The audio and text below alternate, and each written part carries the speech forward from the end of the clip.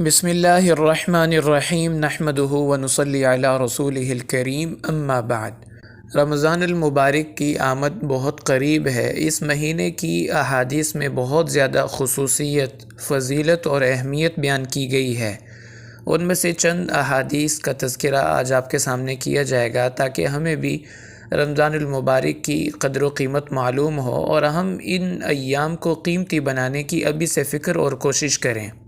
اس کی قدر و قیمت کا اندازہ حضرت علی رضی اللہ تعالی عنہ کی ایک بات سے لگایا جا سکتا ہے۔ حضرت علی فرمایا کرتے تھے کہ اگر اللہ تعالیٰ نے اس امت کو عذاب دینا ہوتا تو رمضان کا مہینہ کبھی نہ دیتے۔ گویا کہ رمضان المبارک کا مہینہ اس بات کی دلیل ہے کہ اللہ تعالیٰ اس امت کو نوازنا چاہتے ہیں اور جنت کی نعمتوں سے مالا مال کرنا چاہتے ہیں، اس لیے اللہ نے اس امت کو رمضان کا مہینہ عطا فرمایا۔ تو پہلی بات یہ کہ رمضان المبارک اللہ تعالیٰ کی رحمتوں، برکتوں اور بخششوں کا مہینہ ہے۔ یہ وہ مہینہ ہے جو اللہ تعالیٰ نے صرف اس امت کو دیا۔ پہلے کبھی کسی امت کو رمضان المبارک کی خصوصیات اور برکتیں نہیں دی گئیں۔ اس امت کی عمریں پہلی تمام امتوں سے چھوٹی ہیں، لیکن قیامت کے دن ان کا اجر و ثواب اور جنت میں ان کے درجات سب سے اونچے ہوں گے، اور یہ سب کچھ صرف اور صرف رمضان المبارک کے مہینے کی وجہ سے ہوگا۔ دوسری خصوصیت کہ یہ وہ واحد مہینہ ہے جس کا نام قرآن پاک میں صراحتاً ذکر کیا گیا، اور کسی بھی مہینے کا نام صراحتاً قرآن پاک میں نہیں ملتا۔ اللہ تعالیٰ ارشاد فرماتے ہیں شہر رمضان الذی انزل فیہ القرآن۔ اور تیسری خصوصیت کہ سال کی تمام راتوں میں سے صرف رمضان کی ایک رات کا نام قرآن نے صراحتاً بیان کیا، جبکہ باقی سال کی 364 راتوں میں سے کسی بھی رات کا کوئی نام قرآن میں نہیں ملتا۔ اللہ تعالیٰ ارشاد فرماتے ہیں انا انزلناہ فی لیلۃ القدر۔ تو یہ بھی رمضان کی خصوصیت اور اہمیت پر دلالت کرتا ہے۔ اور چوتھی خصوصیت کہ تمام آسمانی کتابوں کا نزول اسی بابرکت مہینے میں ہوا ہے، جیسے قرآن پاک رمضان کی 27 تاریخ کو نازل ہوا، حضرت ابراہیم علیہ السلام کے صحیفے 3 رمضان میں نازل ہوئے، حضرت داؤد علیہ السلام پر زبور اللہ نے 18 رمضان کو اتاری، موسیٰ علیہ السلام کو تورات کی تختیاں 6 رمضان کو ملیں، اور عیسیٰ علیہ السلام پر انجیل 12 رمضان المبارک کو اتاری گئی۔ تو گویا کہ یہ مہینہ تمام آسمانی کتابوں کے نزول کا مہینہ ہے، اور اس مہینے کو کتاب الہی اور کلام الہی سے خاص مناسبت حاصل ہے۔ یہی وجہ ہے کہ سال کے 11 مہینوں میں اتنی قرآن کی تلاوت نہیں ہوتی جتنی اس ایک مہینے میں قرآن پاک کی تلاوت کی جاتی ہے۔ پانچویں بات جس سے ہمیں اس مہینے کی اہمیت کا بخوبی اندازہ ہوتا ہے کہ آپ صلی اللہ علیہ وسلم نے حضرت جبرائیل علیہ السلام کی بددعا پر آمین کہی، اس شخص کے لیے جس کو اللہ تعالیٰ نے رمضان المبارک کی نعمت عطا فرمائی اور اس میں وہ اپنے گناہوں کی مغفرت کروا کے جنت کا حقدار نہ بن سکا۔ گویا اس نے رمضان المبارک جو اللہ تعالیٰ کا مہمان ہے اس کی ناقدری کی۔ اب بددعا کرنے والے حضرت جبرائیل علیہ السلام جو تمام فرشتوں کے سردار ہیں، اور اس بددعا پر آمین کہنے والے تمام انبیاء کے سردار، بلکہ اولین اور آخرین کے سردار، اس سے اندازہ لگائیں کہ یہ بددعا کس قدر خطرناک ہے اور ہمیں اس سے بچنے کی کتنی کوشش اور فکر کرنی چاہیے۔ چھٹی بات کہ سلف صالحین 6 ماہ پہلے سے رمضان کی تیاری اور اس کی منصوبہ بندی شروع کر دیتے تھے اور اللہ سے رمضان کی دعائیں مانگا کرتے تھے، اور جب رمضان ختم ہو جاتا تو باقی سال اس نعمت عظمیٰ پر اللہ کا شکر ادا کرتے اور اپنی کوتاہیوں پر توبہ اور استغفار کرتے۔ گویا ان کا پورا سال رمضان المبارک کی خوشبوؤں سے معطر گزرتا تھا۔ 2 ماہ پہلے تو آپ صلی اللہ علیہ وسلم نے بھی امت کو رمضان کی دعائیں مانگنے کا فرمایا ہے، اور خود بھی آپ اہتمام سے یہ دعا مانگا کرتے تھے اللہم بارک لنا فی رجب و شعبان وبلغنا رمضان۔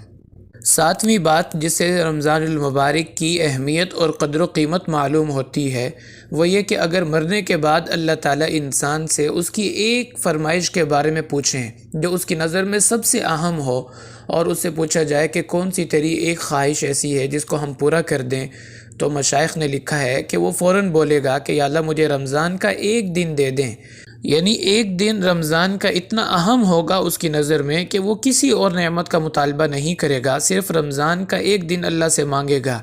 اب تو اللہ بغیر مانگے ہمیں پورا مہینہ دے رہے ہیں، تو ہمیں کتنی قدر کرنی چاہیے اور اس پر اللہ کا کتنا شکر ادا کرنا چاہیے۔ 8ویں بات کہ سلف صالحین کے ہاں عام سوچ یہ تھی کہ جس کو زندگی میں جتنے زیادہ رمضان ملے اس کا اتنا ہی اپنے سے افضل اور نیک سمجھتے تھے۔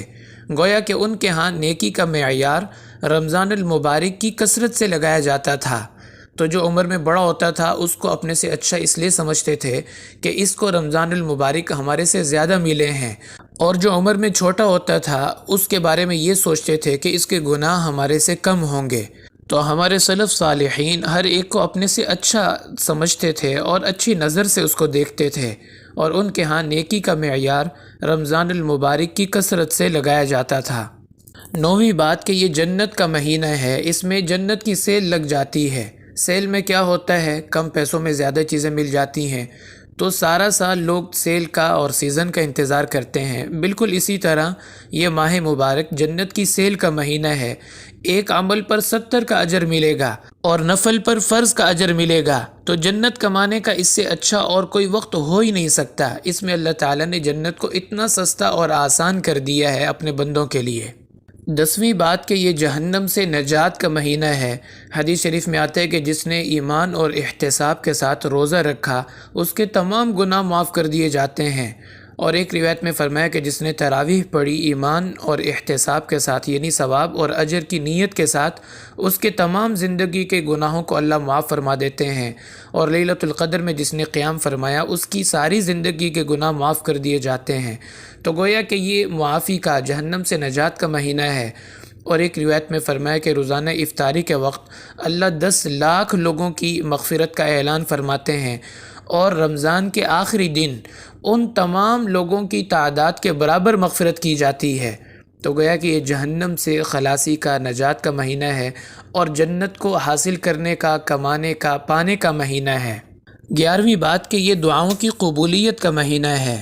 افطاری کے وقت روزے دار کی دعا رد نہیں کی جاتی، اور حدیث شریف میں آتا ہے کہ ہر مسلمان کی ایک دعا دن میں اور ایک دعا رات میں اللہ ضرور قبول فرماتے ہیں، اور تمام مخلوقات کو اس کے لیے دعائیں مانگنے پر لگا دیا جاتا ہے۔ بلکہ ایک روایت میں تو یہاں تک آیا کہ اللہ تعالیٰ تمام مخلوقات کو روزے داروں کی دعاؤں پر آمین کہنے کا حکم دے دیتے ہیں۔ تو اگر حدیث شریف کے مطابق ہر مسلمان کی ایک دعا دن میں اور ایک دعا رات میں اللہ ضرور قبول فرماتے ہیں تو 60 دعائیں ہو گئیں۔ اب آپ سوچیں کہ اگر ہماری 60 دعائیں قبول ہو جائیں تو ہماری تو دنیا بھی بن گئی، آخرت بھی بن گئی، لیکن ہم مانگنے والے تو بنے، لینے والے تو بنے۔ اللہ تعالیٰ کے خزانے، اللہ کی رحمتیں تو دینے کے لیے تیار ہیں، بلکہ یوں کہیے کہ بے تاب ہیں۔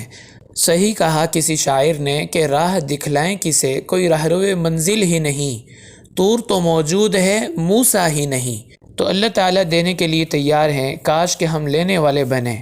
12ویں بات کہ اللہ تعالیٰ انسان کے تمام دشمنوں کو، شیاطین کو قید کر دیتے ہیں تاکہ وہ اس امت کے روزے داروں کے روزوں کو، ان کی عبادات کو خراب نہ کریں۔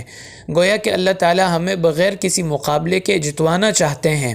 تو ہمارے جتنے بھی مد مقابل ہیں جو عبادات میں رکاوٹ ڈالتے ہیں، خیالات کو برباد کرتے ہیں، وساوس کے ذریعے بہکانے کی کوشش کرتے ہیں، اللہ نے سب دشمنوں کو بند کر دیا، سب مخالفین کو قید کر دیا، تاکہ یہ لوگ جی بھر کے عبادت کریں اور کوئی ان کے راستے میں رکاوٹ ڈالنے والا نہ ہو۔